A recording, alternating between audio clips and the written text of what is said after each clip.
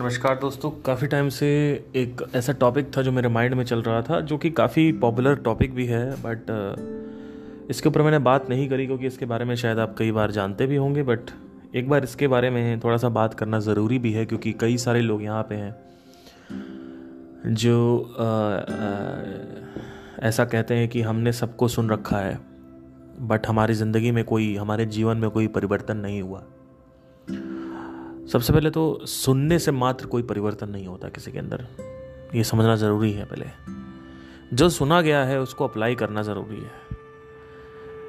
जो अप्लाई करना है जब आप अप्लाई करोगे तो आपको अपनी एक कोई यूनिक प्रॉब्लम दिखेगी। जैसे जब मुझे कहा गया कि डिज़ायर को छोड़ दो, तो जब मैंने डिज़ायर छोड़ा तो मैंने देखा डिज़ायर छूट नहीं रहे हैं। कई लोग ऐसा बोलते हैं, डिज़ायर मंक्स बोलते हैं कि डिज़ायर को छोड़ने का प्रयास करो, डिज़ायर को छोड़ने का प्रयास करो, इच्छाओं को त्यागो, सरेंडर, यज्ञ। तो ऐसा बोला गया, पर ऐसा हुआ नहीं। तो धीरे धीरे ये एहसास हुआ कि जब आप किसी डिज़ायर को बार बार प्रत्यक्ष करते हो, उसको सामने लाते हो, उसका एक्सपीरियंस करते हो, तो उसका जो डिज़ायर है वो ख़त्म हो जाता है। अब आप कहोगे कि ये कैसे बात हो गई। देखिए, अभी रिसेंटली मैंने मैकडी में कुछ दिनों बाद, मतलब काफ़ी टाइम 2-3 साल बाद खाना खाया और मेरे को एकदम से तलब लगी फ्राइज़ की और वो जो मैकडी है बर्गर की। तो मैंने क्या किया कि मेरे अंदर देखा कि बहुत तगड़ी तलब लग गई है। मतलब मैं घर आया और मेरे को बार बार मन कर रहा था कि मैं ऑर्डर करूं। अब मैं ये भी कर सकता था कि उसको सप्रेस कर देता, पर मैंने क्या किया, मैंने उसको दिन में 3 बार ऑर्डर कर दिया, सुबह दोपहर शाम। अब मैं जानता हूँ कि बहुत सारे यहाँ पे लोग हैं जो शायद पैसे से इतने सक्षम नहीं होंगे कि ना खा पाएं, बट पहले सुनते जाइए। 4 दिन में मैंने कम से कम 8 बार ऑर्डर दिया मैकडॉनल्ड्स का, जिसमें से फ्राइज, बर्गर खा खा के उसको निकाल दिया मैंने। आज का दिन है 6वां दिन है, शायद आपको विश्वास नहीं होगा, आज मेरे को कोई क्रेविंग नहीं हो रही है। डिजायर को सप्रेस नहीं करना है चाचा चाचीस। ये बैल बुद्धियों की अप्रोच है कि डिजायर को सप्रेस किया जाता है। डिजायर कभी सप्रेस नहीं होता अंकल।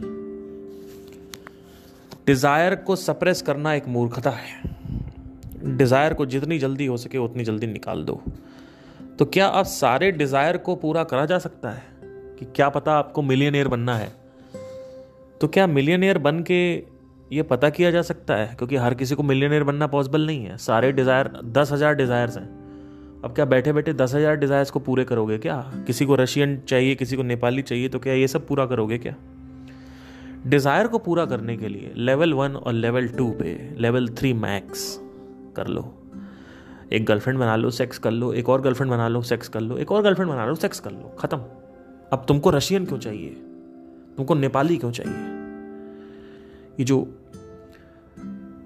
चरखा है ये रुक जाएगा वहीं पे, अगर देख रहे होगे तो। नहीं देख रहे होगे तो चरखा चलता रहेगा। बार बार यही गलतफहमी होगी कि हाँ ये मिल जाता तो अच्छा था, हाँ ये मिल जाता तो अच्छा था। अब इसमें एक और फंडामेंटल लेयर आती है जिसके बारे में टॉपिक है, वो है हु एम आई।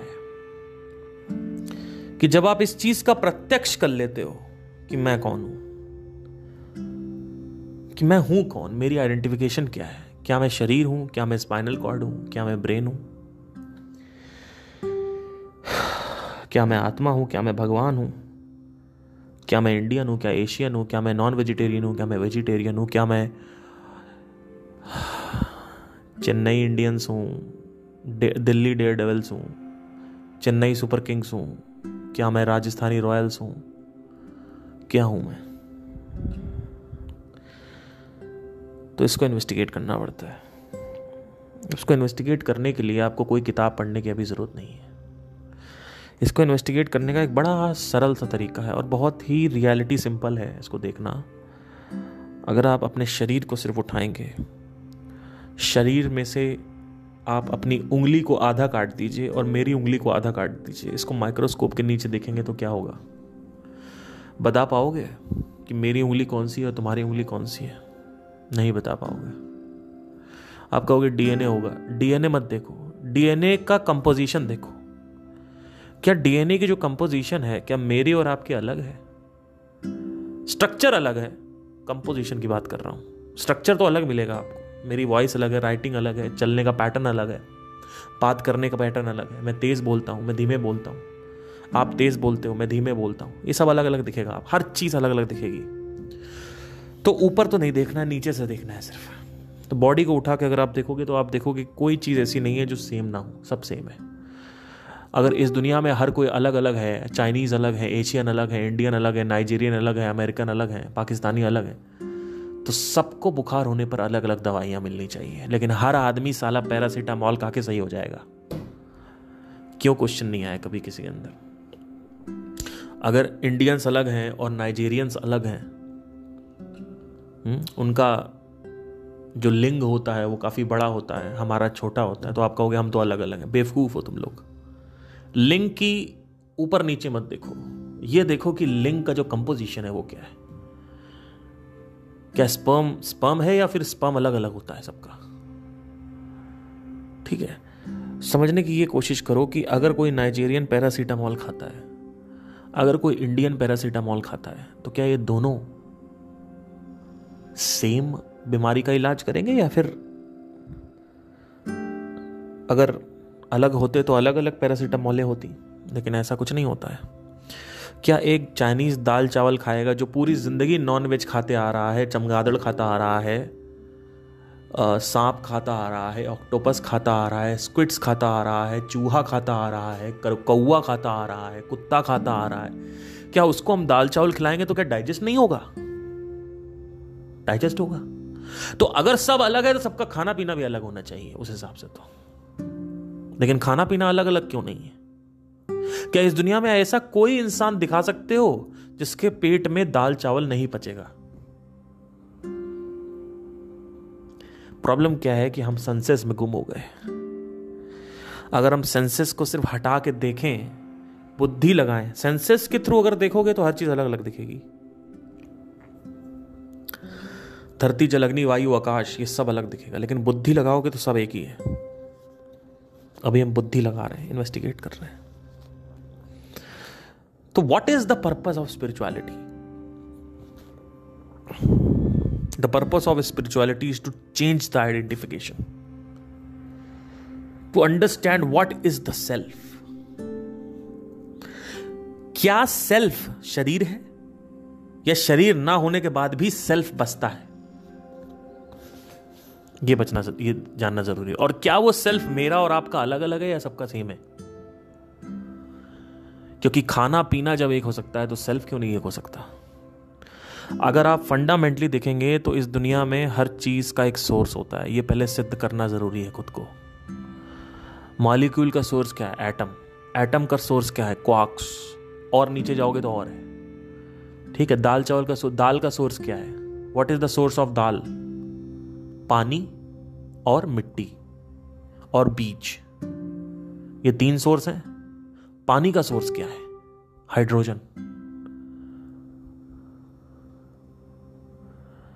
तो पहले समझना पड़ेगा कि ऑक्सीजन और हाइड्रोजन जब मिलती है तो पानी बनता है। तो इस दुनिया में हर चीज का सोर्स, आपका सोर्स क्या है? आपके माँ बाप। तो हर चीज का अगर सोर्स है तो इस पूरी सृष्टि का भी कोई सोर्स होना चाहिए। उस सोर्स को साउंड ऑफ साइलेंस कह सकते हो, अनंत ध्वनि कह सकते हो। अब लोग कहते हैं अनंत ध्वनि जो है ना वो, सर ऐसा है ना, अनंत ध्वनि जो है वो, ये कैसे साबित करें कि अनंत ध्वनि ही हम हैं? ये साबित नहीं कर सकते आप घोंचू की तरह बातें मत करो। ये अज्ञेय है, ये गे नहीं है, ये अज्ञेय है। ये ऐसी चीज आप बता रहे हो कि आप ये बताइए साउंड ऑफ साइलेंस से स्पेस एंड टाइम कैसे बना, स्पेस एंड टाइम्स में ब्लैक होल कैसे आया, ब्लैक होल से ये पूरा का पूरा जो सोलर सिस्टम है या डस्ट है या पार्टिकल है वो कैसे बना, और डार्क मैटर कैसे बना, कौन जानता है इसको? ये अज्ञेय है। एक ऐसी इंफॉर्मेशन है जिसको जाना ही नहीं जा सकता, कभी पूरी दुनिया में नहीं जान सकते हो आप। कुछ उखाड़ लो, कुछ नहीं जान ही नहीं सकते, कुछ नहीं कर सकते इसके बारे में तुम। तो फालतू के सवाल क्यों पूछ रहे हो कि साउंड ऑफ साइलेंस हम ही है, ये कैसे जाने? अरे ये तो जान सकते हो ना कि हर चीज का सोर्स है। ऊपर से साउंड ऑफ साइलेंस के इंडिकेटर्स बहुत हैं, जैसे कि अब पुराने ज़माने में जो ऋषि मुनि थे उन्होंने काफ़ी चीज़ें जान ली, लेकिन वो भी सब कुछ नहीं जान पाए। तभी ये टर्म आया है गेय और अज्ञेय। गेय मतलब होता है वो जो जाना जा सकता है, अज्ञेय मतलब होता है वो भी नहीं जानते। उन्होंने बहुत कुछ बताया है, लेकिन उसके बाद भी वो कह रहे हैं हमें नहीं पता भैया, सॉरी। इसके आगे उन्होंने अज्ञेय बोल दिया। उन्होंने कहा इसके आगे कुछ आप जान ही नहीं सकते हो। क्या हो रहा है, कैसे हो रहा है, हाउ में नहीं जा सकते आप, मैकेनिज्म में नहीं जा सकते, पैथोफिजियोलॉजी में नहीं जा सकते उसके आप। जैसे मेडिकल टर्म्स में एक होता है पैथोफिजियोलॉजी, ये होता है कि बेसिकली कैसे ये जेनेसिस होता है इस डिजीज का अंदर, और डिजीज कैसे सिम्टम बनाती है, इसका जो डिजीज का ये ऑनसेट होता है ये कितने दिन का होता है, उसके बाद डिजीज माइक्रोब अंदर क्या करता है, फिर कैसे रिएक्ट करता है, तो वो सब पैथोफिजियोलॉजी है। ये सब आप जान सकते हो बिकॉज ये सब प्रत्यक्ष है। लेकिन सूक्ष्म जो अति सूक्ष्म है उसको नहीं जान सकते, तो ये सब अज्ञेय है। तो एक क्वेश्चन ही गलत है कि मैं ये कैसे जानूं कि साउंड ऑफ साइलेंस मैं हूं, अनाध्वनि मैं हूं। ये क्वेश्चन ही गलत है। क्वेश्चन गलत है तुम्हारे, और क्वेश्चन गलत है तो दिशा गलत है।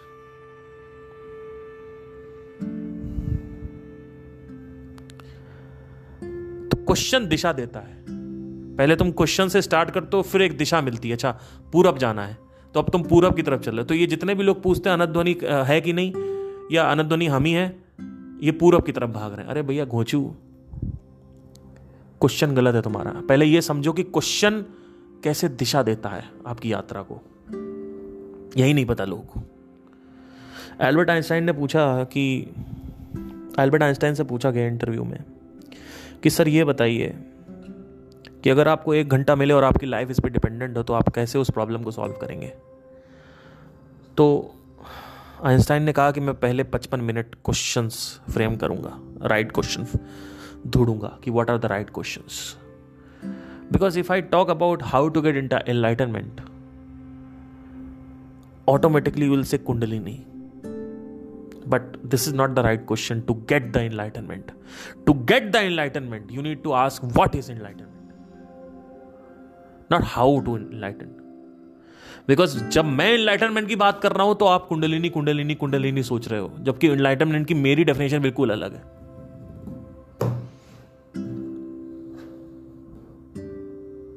जब मैं बात करता हूं ऑब्जर्वेशन की तो तुम सोचते हो बाहर बैठ के मछली को देखेंगे, ट्यूबलाइट को देखेंगे, चिड़िया को देखेंगे, ये ऑब्जर्वेशन है। ये ऑब्जर्वेशन नहीं है, ये ऑब्जर्वेशन आउटर ऑब्जर्वेशन है, ये साइंटिस्ट करता है। मैं इनर ऑब्जर्वेशन की बात कर रहा हूं। तो मोस्ट ऑफ द टाइम जब मैं बात करता हूं तो मैं इनर ऑब्जर्वेशन की बात करता हूं कि ऑब्जर्वेशन प्रत्यक्ष बहुत जरूरी है। जिस व्यक्ति ने प्रत्यक्ष नहीं किया उस व्यक्ति को कभी संदेह मिटेगा नहीं। इस वजह से लोग कहते हैं कि उपनिषद को पढ़ना जरूरी क्यों नहीं है। क्यों जरूरी है, क्यों जरूरी नहीं है उपनिषद को पढ़ना? क्योंकि आप खुद अंदर देख सकते हो, तो उपनिषद की जरूरत ही नहीं। J. Krishnamurti never touched any Upanishad. Initially he read. So do you think he doesn't know? He knows better than you. He knows better than anybody. He refused to talk mystical. There are things he confirmed. अभी मैंने एक मेरा friend है उसको भेजा, मैंने कहा Krishnamurthy confirmed extrasensory perception in one of his video. Occult powers he confirmed. He told yes there is occult power, no doubt. Yes there is extrasensory perception, no doubt. But that is not important. But the knower of reality must know whether these things exist or not. That is what I feel. That the students must know. Because all these people, Sandeep, Krishnamurti, Osho, Paramhans Ramakrishna, who refuses to, Nasardat Maharaj, who refused to talk about mystical things, they all knew it. So the student must know. Every student must know whether there is ghost or not. Every student must know whether there is occult powers or not. Every student must know whether there is whether there is powerful things or not, whether there is something magical to the body or not. They must know it, but they should not pursue it. There is a difference. You should know it, but you should never pursue, because that is not going to give any improvement in your life. जो आदमी अपनी रोज़मर्रा की ज़िंदगी में 50 बार जादू की बातें करता हो और 1 बार सत्य की बातें करता हो, वो आदमी आखिरी में मरते समय जादू जादू ही सोचेगा। जो आदमी दिन में 50 बार सत्य की बात करता हो और 1 बार जादू की बात करता हो, वो आदमी आखिरी में मरते मरते सत्य ही सोचेगा। वो आदमी असल में समझेगा राम नाम सत्य है, सत्य बोलो मुक्ति है, इसका मतलब क्या है। वो आदमी वास्तविकता में ये निष्कर्ष कर पाएगा कि राम का असल मतलब क्या है, राम का वास्तविकता क्या है। तो who am I is all about changing your identification. Is about knowing. If you don't want to read any book, look at the body. If you just observe, sir. If you just simply observe and question, simply if you just see it, you will understand. Don't go with the definitions of people. Put them aside. Look at the reality. You will see that how the oxygen is connected to this oxygen, and the body has come from the tree. The tree has come from the soil. The body has come from the soil. How can we be different from everything? The Chinese is the Indian. The Indian is the Nigerian. It's just मान रखा है आपने. Now, if I come to the personalities, there are a lot of different personalities. That is okay. I'm not talking about the superficial thing right now. आप deep में जाके देखिए ना, आप गहनता में जाके देखिए, गहन में जाके देखिए, तो आपको समझ में आएगा कि असल में सब कुछ एक ही। एवोल्यूशन थ्योरी अगर आप सिर्फ सिंपली देखोगे आपको समझ में आ जाएगा। अगर आप आंखें खोलोगे और किसी पहाड़ को देखोगे तो आप उस पहाड़ को देख के ये नहीं सोच में मन में आएगा कि मेरी गर्लफ्रेंड साथ में होती तो हाथ पकड़ते तो अच्छा होता। कई लौंडे यहाँ पे लफाड़ी लौंडे मेरे पास आएंगे, नहीं अब आप लोग तो नहीं कहते हो, बट कुछ ऐसे मेरे दोस्त हैं। एक बार मेरा दोस्त एक आया नोएडा से मणिपाल, बैला आदमी, पहाड़ सामने है, कह रहा गर्लफ्रेंड होती तो और मजा आता। मैंने कहा इसको भी बेल्ट निकालो, 20 बेल्ट मारो इसको खींच खींच के। तो उसकी गलती नहीं है, अज्ञान है, अज्ञान है। तो कई लोग पहाड़ नहीं देखते, पहाड़ पे जाके गांजा फूकेंगे क्योंकि वो एक्चुअली में रेस्टलेस है। उनका माइंड जो है वन पॉइंटेड नहीं है। जैसे जैसे आप अनहद ध्वनि को सुनते जाते हो उससे माइंड आपका वन पॉइंटेड हो जाता है। जब वन पॉइंटेड माइंड हो जाएगा तो आपको ऑटोमेटिकली समझ में आएगा कि हाँ अब मेरा माइंड जो है ना वो वन पॉइंटेड हो गया है। वो आपको दिखने लगेगा रोजमर्रा की जिंदगी में। इस वन पॉइंटेड माइंड से आप प्रत्यक्ष कर सकते हो कि मैं कौन हूं। कई लोगों मैंने क्वेश्चन किया, एक क्वेश्चन कमेंट आया था कि पतंजलि मर चुके हैं, पतंजलि की बातें छोड़ो क्योंकि हम उनसे क्वेश्चन नहीं पूछ सकते। अरे घोचू, पतंजलि मर चुके, उनकी बातें क्यों छोड़नी है? उनकी बातें तो ऑलरेडी लिखी हुई हैं, उनको पूछने की क्या जरूरत है? उनसे पूछने की क्या जरूरत है भाई? उन्होंने बोल दिया निर्वीज समाधि बीज समाधि। अब आप नहीं बात कर रहे हो तो वो आपका प्रॉब्लम है। एक इतना बड़ा जो अष्टांग योगों को जिसने रचना करी, योगा के और आयुर्वेद के 90% कंस्टिट्यूएंट पतंजलि से निकले हुए हैं।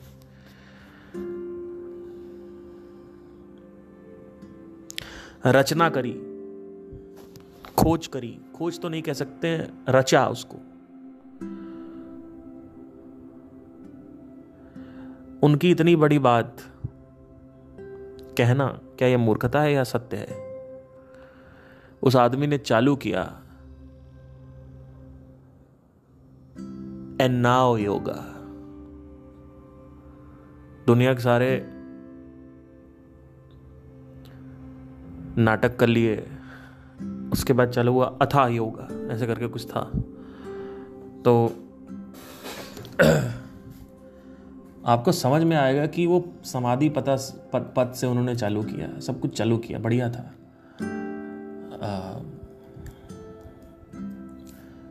अभी मैं आपको बताता हूं क्या बोला था उन्होंने।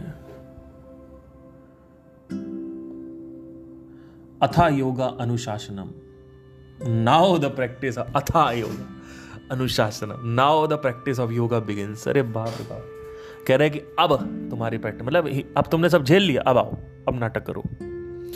तो स्टार्टेड विद समाधि पदा। Why did you ever question it? Why not ज्ञान पद? व्हाई समाधि पद? समधि, बुद्धि वन पॉइंटेड जब तक नहीं होगी, सम मतलब neutrality, neutral, zero gear, there is no gear only, neutral पे लगा दो गाड़ी को। यानी जो तरंगे उठती हैं चित्त में, उन चित्तों को थोड़ा पहले रोका जा सके। अब वो रुकेगा तब वो देखेगा। आप ये कृष्णमूर्ति और संदीप महेश्वरी चाहे माने ना माने, इन लोगों ने अपनी तरंगे पहले रोकी हैं, तब ये समझ पाए। और मैं आपको बताना चाहता हूं कि पहले अपनी तरंगों को रोको, प्रिपेयर करो। बिना प्रिपरेशन के कुछ नहीं होता है। Let's talk about this for a few moments. आपको WWE में जाना है तो आप डायरेक्ट चले जाओगे बॉडी बना के, या प्रिपेयर करोगे अपने आप को? आप IAS बनना चाहते हो तो आप अपने आप को प्रिपेयर करोगे ना।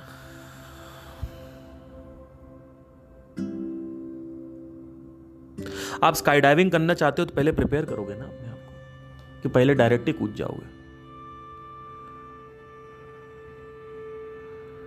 कुछ टाइम पहले की बात है, मेरी गर्लफ्रेंड जो थी 3rd ईयर में ही,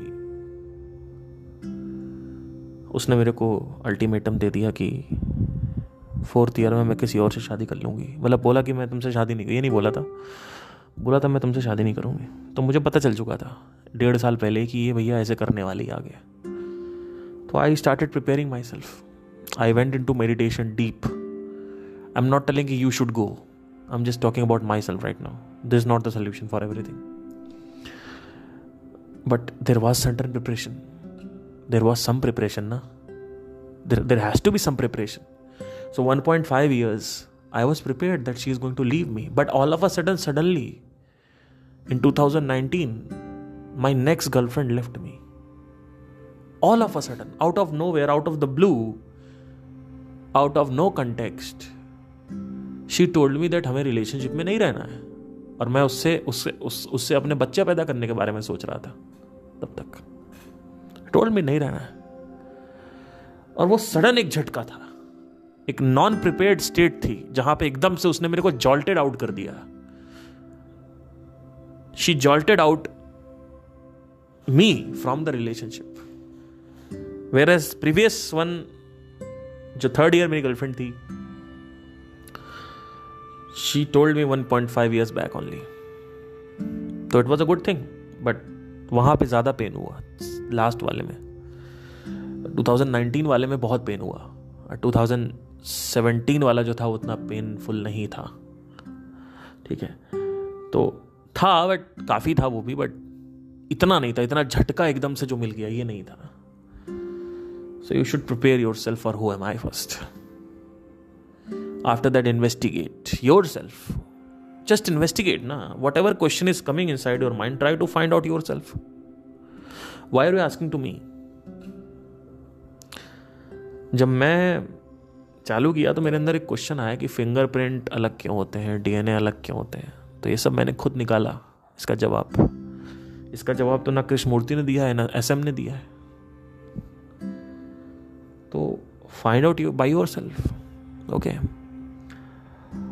अब what is who am I? See, it's all about knowing that you are the source of creation. It's all about knowing that there is only one reality. It's non-dual. लगता है dual है, है नहीं. It's all about knowing that the Purush referred in the Upanishad is you. And once you know the Purush is you, automatically Prakriti is also you. But the Prakriti has a different characteristic and different rules and regulation, different protocols. The Prakriti is in activity. Prakriti is in momentum. The Prakriti is changing. The Prakriti has duality. The Prakriti has center point. The Prakriti has gravity. The Prakriti has a lot of things, give and take, transactions. But the polarities, dualities, loop, repetitive behaviors, repetitive loops. Everything is circling around, rotating, orbiting around everything. The Prakriti has activity. So the Purush does not have all these things. The Purush is unchanged, unmoved, non-dual.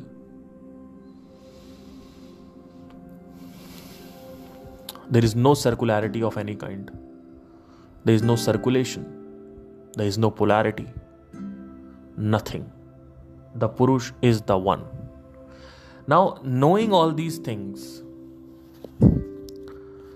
is just theoretical.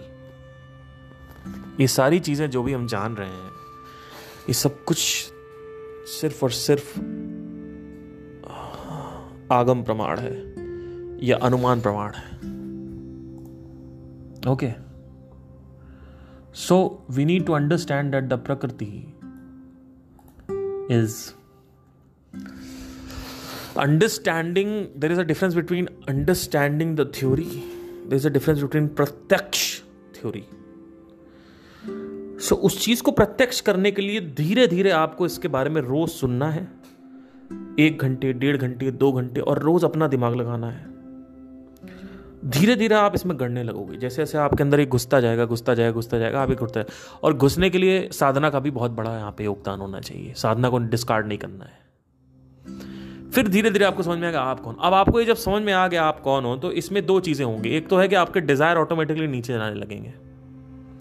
क्यों जाएंगे? क्योंकि बड़ा कुछ मिल गया है, तो छोटी मोटी चीजें छोटी वाकई में छोटी लग रही हैं. अभी प्रॉब्लम क्या है कि आपको छोटी चीजें बड़ी दिखती हैं, तो ये छोटा हो जाएगा. अब क्या होगा? इसके बाद भी इंक्वायरी करने के लिए माइंड बचा रहेगा. माइंड में और भी कैरेक्टरिस्टिक्स हैं. इंद्रियां बची रहेंगी, बॉडी बची रहेगी ऑब्जर्व करने के लिए. तो उसमें ध्यान लगाए रहो. फिर धीरे धीरे एक स्टेट आएगी जब वहां पे भी आप ध्यान लगाते हो, वहां से भी आप काफी कुछ सीख लेते हो. फिर आता है कि आपको यार अभी भी कुछ ना कुछ चाहिए सीखने के लिए, तो वो है एंगेजमेंट. अब अपने बिजनेस पे, काम पे चुपचाप ध्यान देते रहो. जो भी बिजनेस कर रहे हो, जो भी काम कर रहे हो, उस पर ध्यान देते रहो. अगर बड़ा करना है कर लो, क्योंकि बड़ा करोगे बिजनेस को, अपने बिजनेस को ग्लोबल लेवल पे लेके जाओगे, डिजायर्स को बड़ा भी करोगे, तो वो तुम्हारे लिए बड़ा नहीं हो, तुम्हारे लिए कूड़ा करकट है. अब आदमी बड़ा करे चाहे छोटा करे, वो कर ही रहे हैं. कोई काम ही नहीं है कुछ करने, कुछ तो करेंगे ना. अगर कुछ करने बैठ जाए, ऐसे बैठ जाए, खाली बैठे रहें और सिर्फ ये जान ले कि मैं कौन हूं, ऐसा नहीं है. उससे तब भी आपका ध्यान जो है वो गलत जगह जाएगा, क्योंकि ऊर्जा तो काम कर ही रही. अब यहां पे ऊर्जा आ जाती है. अब एनर्जी को समझना जरूरी है. यहां पे सिर्फ बात आइडेंटिफिकेशन को सही करना नहीं है, माइंड को सही करना नहीं है, बॉडी को सही करना नहीं है. यहां पे यह समझना है कि ऊर्जा क्या है, ना कि सिर्फ माइंड क्या है, शरीर क्या है, बुद्धि क्या है, अहंकार क्या है, हम क्या है, अहम क्या है. अब आ जाता है ऊर्जा क्या है. तो ऊर्जा है, प्रकृति है. मतलब आप पुरुष होने के बावजूद भी प्रकृति में कैद हो, और पुरुष ने यह जान लिया है कि वो पुरुष है, बट वो प्रकृति में कैद है. He is trapped in the body and the mind, which is the part of प्रकृति. द ऊर्जा is the part of the प्रकृति. अब प्रकृति के अपने नियम कानून है, अब वो तुम्हें फॉलो करने पड़ेंगे, चाहे तुम ये जानो कि तुम पुरुष हो या नहीं हो. चाहे तुम ये जानो कि तुम पुरुष हो, चाहे तुम ये ना जानो कि तुम पुरुष हो, तुमको फॉलो करना पड़ेगा ही पड़ेगा. मतलब क्या कि तुमको नियम से खाना पड़ेगा, सुबह एक्सरसाइज करनी पड़ेगी, सारे घोंचुओं की तरह नियम से खाना पड़ेगा, अपने आप को एक एक्टिविटी में एंगेज करना पड़ेगा, नहीं तो आपको मुट्ठी मारने का मन करेगा. ठीक है. इसका मतलब ये नहीं है कि आप मैस्टरबेशन ना करें या हस्तमैथुन ना करें. वहाँ पे भी आपको समझना पड़ेगा कि हाँ यार, मेरी बॉडी की ये नीड है कि मुझे ये निकाल। अब आपका पूरा ध्यान उसी में अगर जा रहा है, स्पेशली ये 30 साल के बाद ज़्यादा होता है, 29-28 के बाद, कि आपका पूरा का पूरा ध्यान, चाहे आप कितना भी मैस्टरबेशन कर लो, आपका उसी में जा रहा है, तो अब आपको समझ लेना है कि या तो तुम एक्सरसाइज नहीं कर रहे हो, यानी रनिंग नहीं कर रहे हो, जिम नहीं कर रहे हो, और या तो तुमने सच में सेक्स नहीं कर रखा है आज तक। तो तुम्हें पहले इस गलत फहमी से निकलना पड़ेगा कि हाँ भैया, ये सेक्स में कुछ होता है, तो वो डिजायर तुमने अपना कर लिया। अब कई लोगों को इसके बाद भी कई बार होता है, करने का मन करता है, तो वहां पे आप कंट्रोल कैसे लाओगे? अपने आप को ऊपर के कर्मों में एंगेज रखो, तो वो एनर्जी वहां निकल जाएगी। तो it's all about understanding the fitrat of energy, the characteristics of the energy. So it does not end to who am I. People think the who am I is the end. No, the who am I is the beginning to change your life. But there are other elements in which you are bounded upon. For example, body, mind, energy. So you have to understand that also. Once you understand that, automatically आपका ध्यान ये समझ में आ जाएगा कि हाँ, 3 प्रकार के प्रकृति के नियम होते हैं, सत रज तम। मुझे रज में ज़्यादा जीना है, सत में ज़्यादा जीना है। इसके बाद भी तम बीच बीच में आता रहेगा। कई लोग कहते हैं हम तो सत में जी रहे हैं, रज में जी रहे हैं, उसके बाद भी मेरा मन करता है। तो मन तो करेगा ही, आज भी मेरा मन करता है। आज मेरी गर्लफ्रेंड है, मैं बहुत ऑनेस्ट इंसान हूँ, मैं आपको बताता हूँ खुल के, और मेरी गर्लफ्रेंड सुन रही होगी तो वो भी सुन ले, उसको पता ही है। वैसे आज भी मेरा मन करता है मैं किसी दूसरी औरत के साथ कोई रिश्ता बनाऊं। कोई लड़की जा रही होती है, उसके ब्रेस्ट देखता हूँ, उसके बटक्स देखता हूँ, कभी नज़र पड़ जाती है, जानबूझ के नहीं देखता, अब अंदर से है, आ जाता है। कभी कभी आपका टेस्टोस्टेरोन बढ़ा होता है, और मैं सोचता हूँ, इमेजिन करता हूँ। आज भी कभी कभी मैं पॉर्न साइट्स पे जाके पॉर्न देखता हूँ, रिलेशनशिप में जाने के बाद भी और शादी के बाद भी मैं ही करने वाला हूँ, मुझे पता है। रोक पाओ तो रोक लो। अगर कोई कहेगा आप तो पॉर्न देख रहे हो शादी के बाद, तो मैं तलाक दे दूंगा उसको। हो सकता है मैं आपके सामने ना देखूं, पीछे तो देखूंगा ही। मैं अपने उसमें थोड़ी वो चेंज कर दूंगा, वो तो आपकी प्रॉब्लम है ना, आप नहीं समझ पा रहे हो। पॉर्न को देखने का मतलब क्या है कि आप फिजिकली एग्जीक्यूट नहीं कर रहे हो, आप मेंटली एग्जीक्यूट कर रहे हो उस चीज को। तो आपने अपना देखा हुआ का निकाल दिया, अपना खत्म किया। लेकिन इसका मतलब ये थोड़ी मैं पॉर्न छोड़ दूंगा मेरी शादी हो जाएगी तो। अरे बढ़ जाएगा पॉर्न। क्यों? क्योंकि आपकी वाइफ आपका टेस्टोस्टेरोन ज्यादा बढ़ा रही है, और ज्यादा टेस्टोस्टेरोन का मतलब यह है कि आप बार बार जाने की कोशिश करोगे, क्योंकि आप फिजिकली एग्जीक्यूट नहीं कर सकते। आपका वो धर्म है कि आप उसका पालन करें, आप अपनी वाइफ के साथ लॉयल रहें, लेकिन मेंटल अट्रैक्शन और मेंटल इमेजेस, मेंटल वीडियोस, ये चलता रहेगा। अब बहुत ज्यादा अगर चले तो भी दिक्कत है। बैलेंस वे में चल रहा है, ठीक है। कोई लड़की सामने से गुजरी, आपने देखा, चेकआउट किया, आगे बढ़ो। अब उसका नंबर लेके जाने की क्या जरूरत है? उसको इंस्टाग्राम पे हैक करने की क्या जरूरत है, या स्टॉक करने की क्या जरूरत है? ये क्यों कर रहे हो?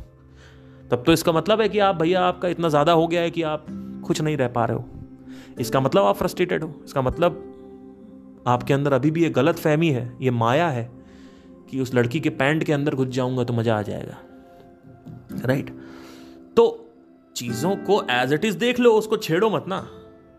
क्यों ये अंदर लाना है? मेरा एक भाई है अभी उसने अपनी गर्लफ्रेंड को क्या बोला जब शादी से पहले, बोलता है कि अगर कोई इंसान मन में भी ये सोच लेना कि वो किसी के साथ कर रहा है, तो समझ जाओ वो अपनी वाइफ को झूठा दे रहा है, धोखा दे रहा है। और वही इंसान अभी पॉर्न देखते हुए पकड़ा गया। और भी चीजें हैं, मैं बताऊंगा नहीं। तो उसको खुद आज वो बोलता है कि भाई मेरे को ना जब तक एक्सपीरियंस नहीं होता ना, मुझे समझ नहीं आता है। एक्सपीरियंस नहीं होता, मुझे एक्सपीरियंस हो गया है, मैं समझ में आ गया यार मेरे को। तुम सही बोल रहे थे पार्थ। अब उस वक्त मैं भी समझा रहा था, तो उसको समझ नहीं आया। मैंने कहा ऐसा नहीं होता है। तो अब उसकी वाइफ ने देख लिया कि भाई ये पॉर्न देख रहा है, ब्लू फिल्म देख रहा है पीछे। तो भैया बवाल हो गया घर में कि तुम कैसे देख सकते हो, तुम मेरे से सेटिस्फाइड नहीं हो, ये नहीं हो, वो नहीं हो। क्योंकि उनकी वाइफ को नहीं पता है ऐसा होता है। उनकी खुद की वाइफ, अब देखो क्या होता है। मैं ये नहीं कहता हूं लड़कियों को ये हवस होती है कि अलग अलग लिंगों का भोग करें। लेकिन अगर कोई लड़का जा रहा है, और जितनी भी लड़कियां इसको ध्यान से कान खोल के सुने, कोई लड़का जा रहा है, आपने उसको 2 सेकंड के लिए देखा, तो क्या आपने जज नहीं किया ये हैंडसम है, ये अच्छा लग रहा है, इसकी शर्ट अच्छी लग रही है, इसके बाल अच्छे हैं, इसका फेस कट अच्छा है ना? ये आपका तरीका है लड़कों को देखने का। ऐसे ही आप शुरू से देखते चली आ रही हो। और लड़कों का जो तरीका है देखने का, वो अपना अलग एक तरीका है। आप वैसे नहीं देखती हो, आप वहां पे उसके पैंट के अंदर नहीं देखती हो, अरे ये देखो पैंट इसकी ऊपर ऊपर उठी हुई है तो इसका बड़ा होगा, ऐसे तो आप देखते नहीं हो। लड़कों का ये प्रॉब्लम है। लड़के जब देखते हैं तो वो बल्क देखते हैं और बहुत सारी और भी चीजें देखते हैं। तो अब हमारा देखने का नजरिया अलग है। अब उसमें हमारी जो बीवियां हैं वो हमें पीछा कर लेती हैं हमारा, कि भैया आपने ऐसे कैसे देख लिया। तो अभी रिसेंटली जो ये मेरे भाई की वाइफ है जो चिल्ला रही थी, ये मेरे साथ बैठी हुई कह रही यार शाहिद कपूर आजकल हैंडसम ज्यादा लगने लगा है। तो मैंने कहा ये क्या सीन हो गया है ना? तो आपको अंदर से तो लगा ना शाहिद कपूर हैंडसम, आप चेकआउट तो कर ही रहे हो, लेकिन अपने तरीके से कर रहे हो। लड़के अपने तरीके से करते हैं। ऐसा तो नहीं शादी के बाद आपका तरीका बदल गया, शादी के पहले भी वही तरीका था। हाँ, आप बम्स नहीं देखते, और वो लड़का जा रहा है तो आप उसकी ऐस नहीं, कई लड़कियां वो भी देखती हैं, बट ज्यादातर लड़कियां ऐस नहीं देखती हैं। ठीक है, कोई दिक्कत नहीं है। आप ये तो देखते हो ना उसके बाल अच्छे हैं, शर्ट अच्छी है, कपड़े अच्छे हैं, अच्छा लग रहा है, गोरा है, चिट्टा है, हैंडसम है, टॉल है, डार्क है, व्हाटएवर जो भी आप देखते हो, नाक देखते हो, दांत देखते हो, बात करने का तरीका देखते हो, आपको जो कुछ भी अट्रैक्ट करता है आप वो देखते हो। तो शादी के बाद भी तो आप देख रहे हो, तो ऐसे तो आप भी धोखा दे रहे हो। आप शुरू से ही पॉर्न नहीं देखते थे, आप पॉर्न शुरू से नहीं देखते थे, आप मैस्टरबेट शुरू से नहीं करते थे। आप वही कर रहे हो जो आपको अट्रैक्ट करने का तरीका है, लेकिन शादी के बाद भी। लेकिन आपने लड़कों को पकड़ लिया, अपने पति को पकड़ लिया कि देखो वो तो पॉर्न देख रहा है, वो तो ऐसे चेकआउट कर रहा है। अरे भैया मेरी बात सुनिए, आपके बोलने या ना बोलने से कोई चेकआउट करना बंद नहीं कर देगा। पहली चीज तो समझना चाहिए। वो बस ये करेगा कि आपके सामने थोड़ा सा अटेंटिव रहेगा, नहीं देखेगा। ठीक है, तो रियलिटी को एज इट इज देखो और उसको एक्सेप्ट कर लो, उसको चेंज मत करो। वास्तविकता को जैसी है वैसे रहने दो। क्या गलत है इसमें, अब ये भी समझ लो। एग्जीक्यूट मारना, कि आप डेलिबरेटली कह रहे हो यार मुझे ना मेरी दूसरी वाइफ करवा दो, एक और गर्लफ्रेंड करवा दो, ये प्रॉब्लम है तुम्हारे साथ, ये आप एग्जीक्यूट कर रहे हो। अब आप तो एक्शन में तो नहीं लाए ना। दोनों ही वाइफ और हस्बैंड अपने अपने तरीके से देख रहे हैं लड़का लड़की को, और दोनों ही अट्रैक्ट हो रहे हैं, पर वो एक्सेप्ट नहीं करना चाहते कि हम अट्रैक्ट हो गए। क्यों? क्योंकि हम तो तुम्हारे लिए बने हुए थे। अरे घोंचू, माइंड के परे कभी नहीं कोई जा सकता। तुम्हारी इंटेलेक्ट माइंड के परे नहीं जा सकती है। जैसा माइंड है, जैसे हार्मोन्स है, वैसे ही रहोगे। उसको एक्सेप्ट करो पहले। प्रॉब्लम कहां है क्या नहीं ये देखो। आप एग्जीक्यूट नहीं कर सकते। एग्जीक्यूट करना है करो, लेकिन अपने आप ये समझ लो आपका रिलेशनशिप अगर खत्म हुआ तो उसमें आप रोना मत। फिर करने को कर सकते हो एग्जीक्यूट, क्योंकि कई बार ऐसा भी मैं प्रमोट करता हूं इसको, कि आपको नहीं समझ में, आपको सच में अगर लग ही रहा है कि नहीं ये लड़की, नहीं ये लड़की, तो आप छोड़ दो। आप सच में छोड़ दो, आप छोड़ो और दूसरे के पास जाओ। आपको जब तक समझ नहीं आ रहा है ना, आप ये करते रहो। ऐसे डिजायर से मुक्त हो जाता है। अब कब तक करते रहना ये भी समझना है। 2 3 4 5 बार मैक्स। ये इसमें ये जो ये क्या बोलते हैं, भड़वागिरी नहीं करनी है ना, ठरकी नहीं रहना है। तो अगर कोई इंसान देख रहा है तो वो 1 बार में नहीं समझेगा, 2 बार में समझ जाएगा, 3 बार में समझ जाएगा। तो 10,000 डिजायर्स को नहीं एक्सप्लोर करना है। हर एक कैटेगरी का लेवल 1, लेवल 2, लेवल 3 देख लो, समझ में आ जाएगा। अब प्रॉब्लम क्या है, लोगों के साथ वो देखते तो हैं पर देखते नहीं है, तो ये दिक्कत है। एनीवे, इसके बारे में कई बार मैं जिक्र कर चुका हूं। अब तो आइडेंटिफिकेशन अपनी, अगर आप सिर्फ शरीर को देखोगे, इस दुनिया को देखोगे ध्यान से, तो ही आपकी पहचान बदल जाएगी। उसमें आपको कुछ क्वेश्चन करने की जरूरत नहीं है कि आपने बोल दिया मैं इस कास्ट का हूं, मैं इस देश का हूं। कुछ नहीं है ये सब। रियलिटी जो है ऊपर ऊपर से सब आप मैं ये नहीं कर रहा हूं ऊपर ऊपर से आप धर्म परिवर्तन करा लो, कास्ट के खिलाफ बोलने लग जाओ या कास्ट छोड़ दो, जो भी है वो आपकी चॉइस है। The knower of the truth does not care about anything. But कोई अगर दूसरा देश हमला करने आ रहा है तो ये थोड़ी कह दोगे कि हमारी जमीन ले लो. हम तो भैया सच जानते हैं, और पाकिस्तान भी हमारा है, तुम भी हमारे हो, तो लो भाई हमारा जमीन ले लो. ऐसा थोड़ी होता है यार. ऊपर ऊपर से सब चलता रहेगा, लड़ाई झगड़ा मारपीट अगर करना है तो. अंदर अगर आप देखोगे, जो सबकॉन्शियस है वो जानता है, वो समझ रहा है, वो देख रहा है, वो परख रहा है. तो सबकॉन्शियस जो है वो रियलिटी की तरफ प्रोग्राम्ड होना चाहिए. सबकॉन्शियस जो है वो अनरियल या लोगों की जो रियलिटी, समाज की जो वास्तविकता है, उसमें नहीं इन्वॉल्व होना चाहिए. तो this is the entire concept. Who am I has to be done first with sadhana. Then धीरे धीरे you should shift your observation and questioning on what is body, how the body works, my body works, how my mind works, इंद्रियां कैसे क्रोध पैदा करती हैं, how all these things, whatever is written in the Upanishad, can I see it in my system? Once you know yourself entirely, अब आप मोक्ष की तरफ बढ़ रहे हो. अब वो आदमी मरे जिंदा रहे उससे कोई फर्क नहीं पड़ता है. वो आदमी मोक्षित है, उसको मोक्ष मिल गई, मोक्षवान हो गया वो आदमी, वो व्यक्ति, आदमी औरत.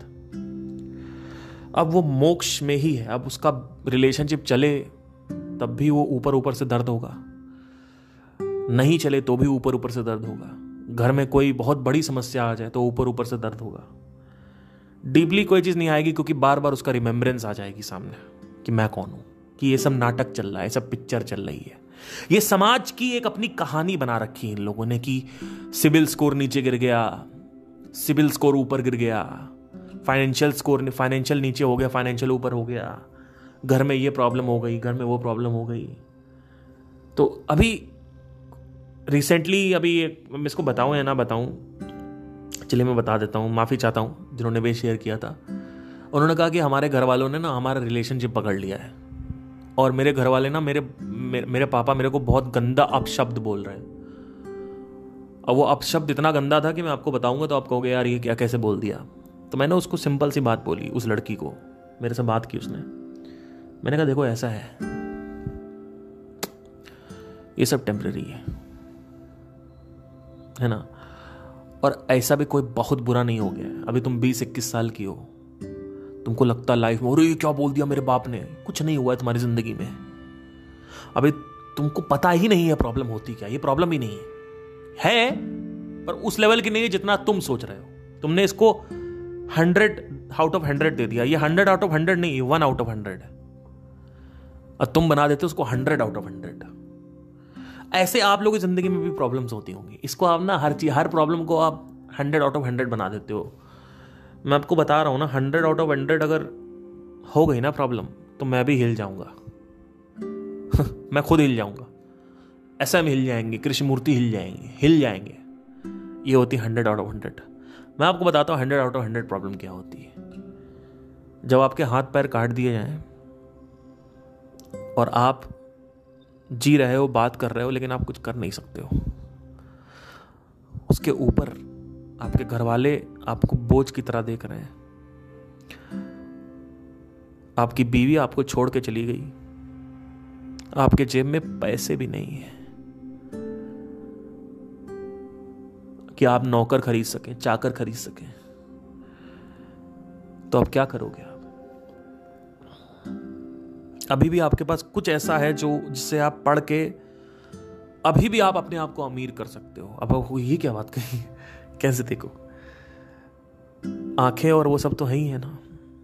तो हो सकता है कि मैं जो बातें करूं बिल्कुल समझ ना आए, लेकिन कभी ना कभी तो इसको अप्लाई करना. 1 साल रोगे, 2 साल रोगे, 3 साल रोगे, तीसरे साल तो अप्लाई करोगे कि नहीं?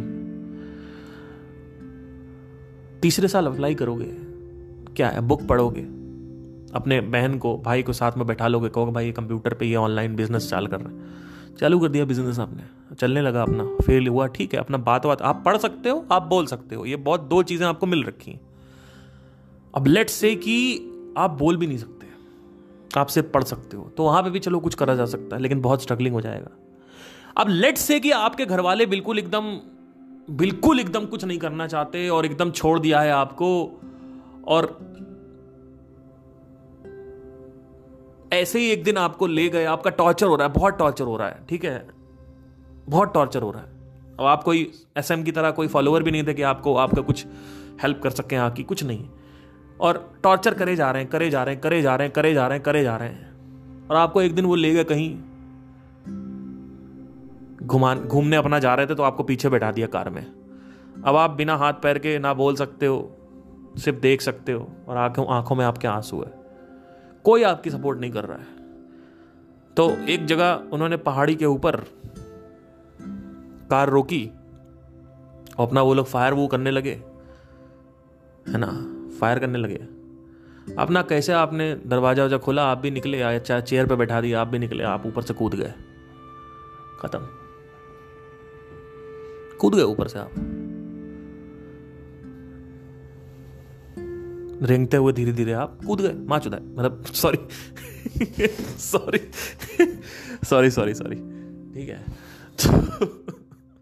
सॉरी, ओके, आप कूद गए, ठीक है मैं ज्यादा फ्लो में आ गया था। तो अब क्या हुआ, अब आप कहोगे ये तो बड़ा भगौड़ा टाइप का आदमी है। वो भगौड़ा टाइप का आदमी नहीं है सर, वो आदमी जानता है मृत्यु क्या होती है, वो आदमी जानता है मैं कौन हूं, उसके लिए मरने ना मरने, उसने अपने आप को तोला कि ये जो जीवन है, क्या ये जीवन सही है या ये मृत्यु सही है, क्योंकि मृत्यु का मेरे को डर तो है नहीं। एक होता अज्ञान में मरे, वो थोड़ा सा प्रॉब्लमैटिक है।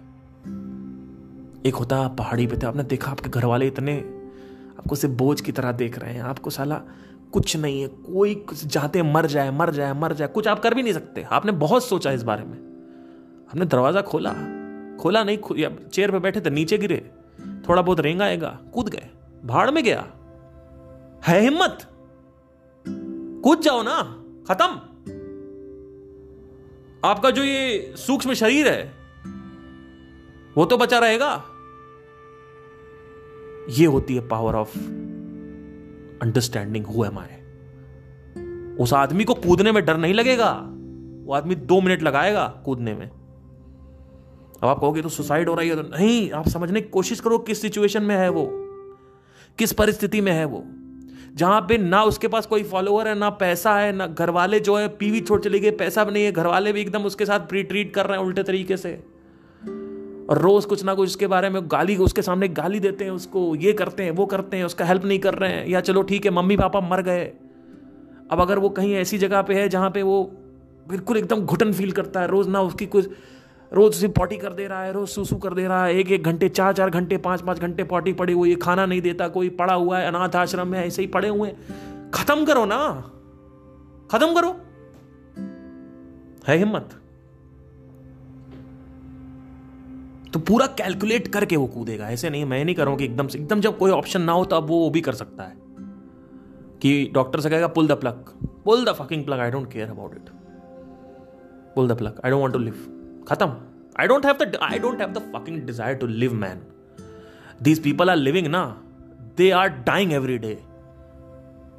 It's not about living. There's nothing called as living. Everything is living and everything is dying at the same time. So this is the entire situation that has to be handled. So I hope आपको समझ में आया हो मैं क्या कह रहा हूं। और मुझे पता है कि मेरी बातें थोड़ी सी आपको शायद उल्टी लगे, लेकिन जब आप इस सत्य में होगे ना तो आपको खुद समझ में आएगा ये चीज़। चलिए, take care, thank you, bye.